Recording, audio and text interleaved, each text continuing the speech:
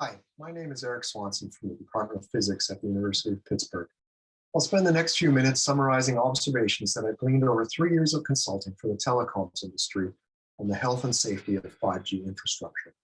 Audiences have included politicians, lawyers, and the public.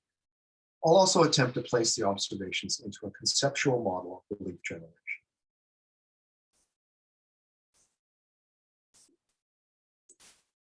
So here's the model.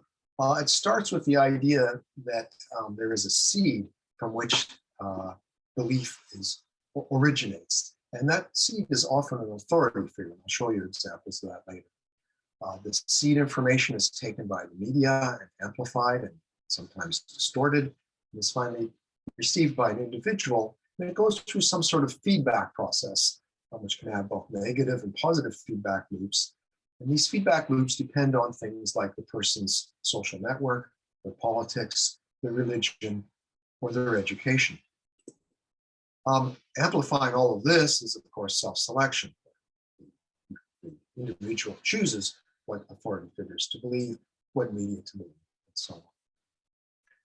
My job as a consultant is to intervene in this process, in this network. And the natural question is, where can the intervention happen?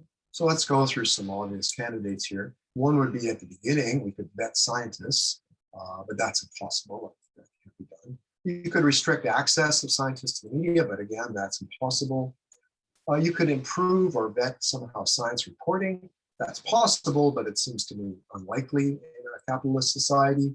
You could restrict access of the media to individuals. Again, that's impossible.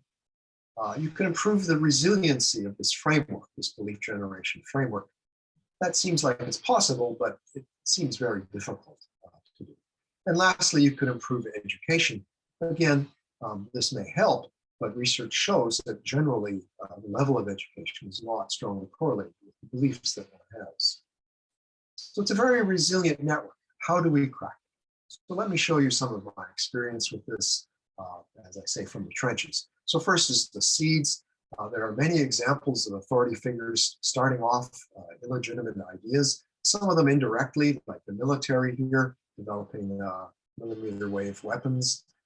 Scientists, professors at Tier 1 research universities doing peer research, the World Health Organization, or collections of scientists issuing appeals about the putative dangers of 5G. Again, this goes through this amplification distortion stage, and this is legitimate media here, the New York Times, Newsweek you see here, and sometimes illegitimate media like Alex Jones here at the bottom. And finally, we get to the individual where I try to step in and help in my consulting practice. Here are some observations from that. It's really practically impossible to convince what we call an activist that 5G is safe.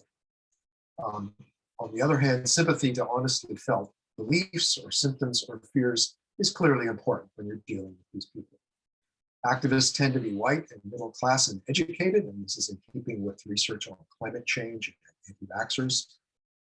Politicians tend to be much more receptive to scientific arguments than activists. The likelihood of success for these arguments seems to get higher the higher you go up the political chain. Appeals to authority like the FCC or the World Health Organization generally fail or make things worse with activists. They just do not trust scientists, scientific bodies, or governments when it comes to making these kinds of advice. On the other hand, these appeals can help when talking to politicians or persons who are on the fence. Personal assurances, on the other hand, can help, especially when you're talking to people who are on the fence. If you personally tell them that yes, you believe it's safe, they tend to take that more to heart. And finally, reasoned argumentation, especially with familiar analogs, can help with people who are on the fence. So here are my conclusions. To my dismay, scientists are often the source of misinformation. People come to their beliefs via a complex social web, and these beliefs are understandably difficult to change. Long-term and repeated educational messaging is likely the only useful approach to remediation. Thank you for your